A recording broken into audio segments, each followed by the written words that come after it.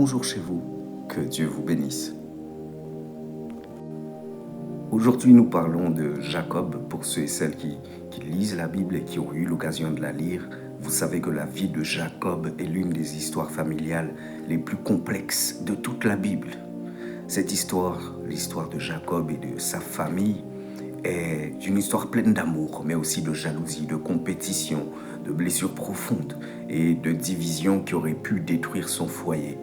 Et pourtant, c'est dans ce chaos-là que Dieu a construit la fondation de la nation d'Israël.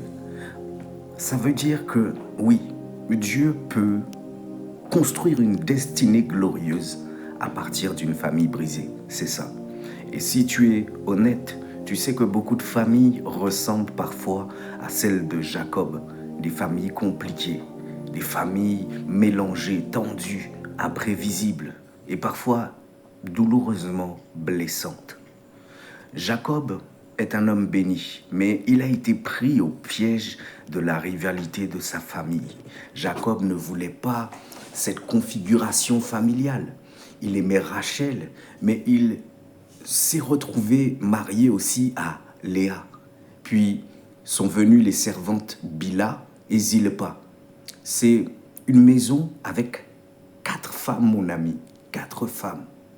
Chacune cherchant à gagner l'affection du même homme et à prouver sa valeur par les enfants.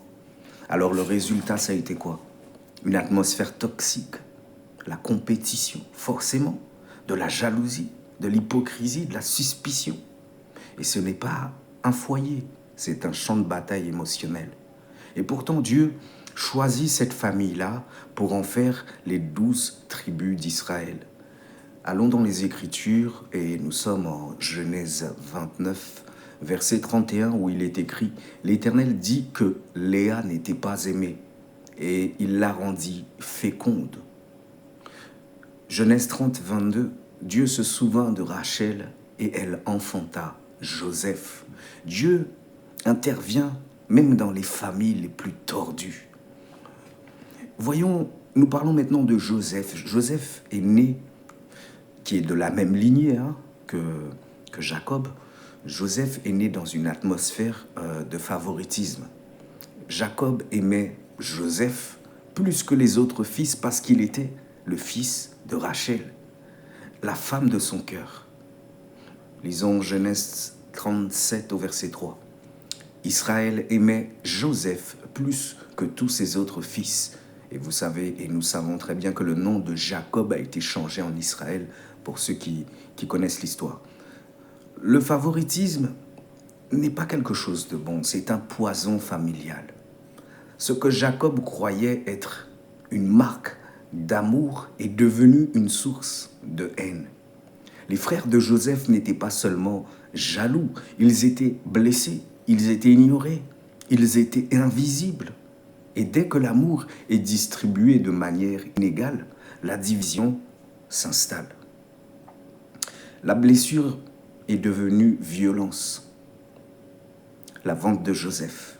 Les frères qui ont été remplis et consumés par la jalousie, la frustration, l'envie, ont décidé d'en finir.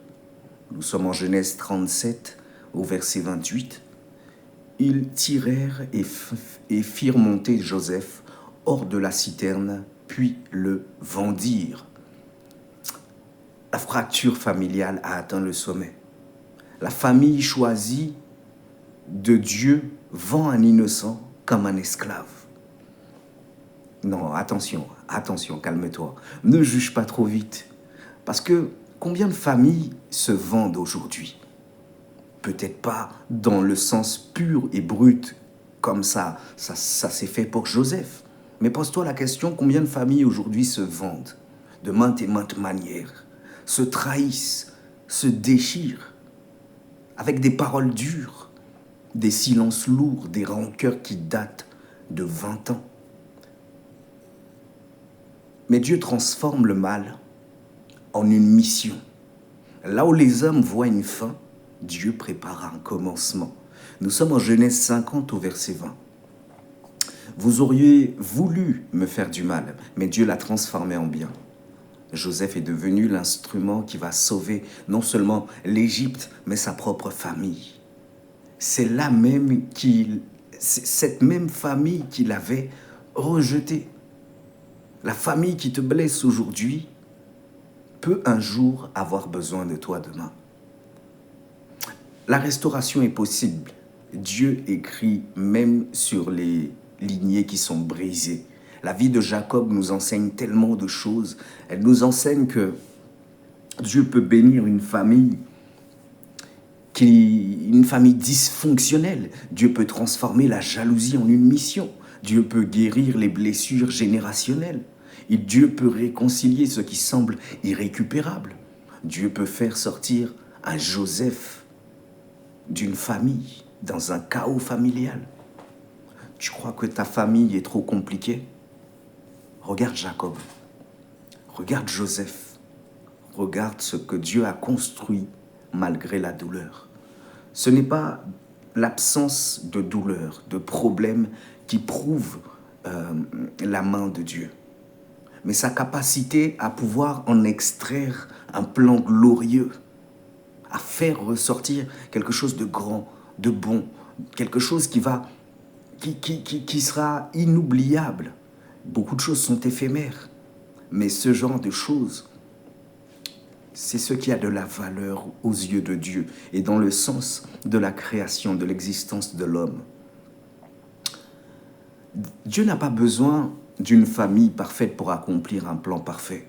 Il a juste besoin d'un cœur qui lui dit « Seigneur, utilise-moi pour briser les cycles et apporter la paix. » Et s'il a choisi Jacob avec ses erreurs, avec ses approximations, avec ses blessures, lui qui était issu d'un père polygame, alors il peut aussi te choisir, toi.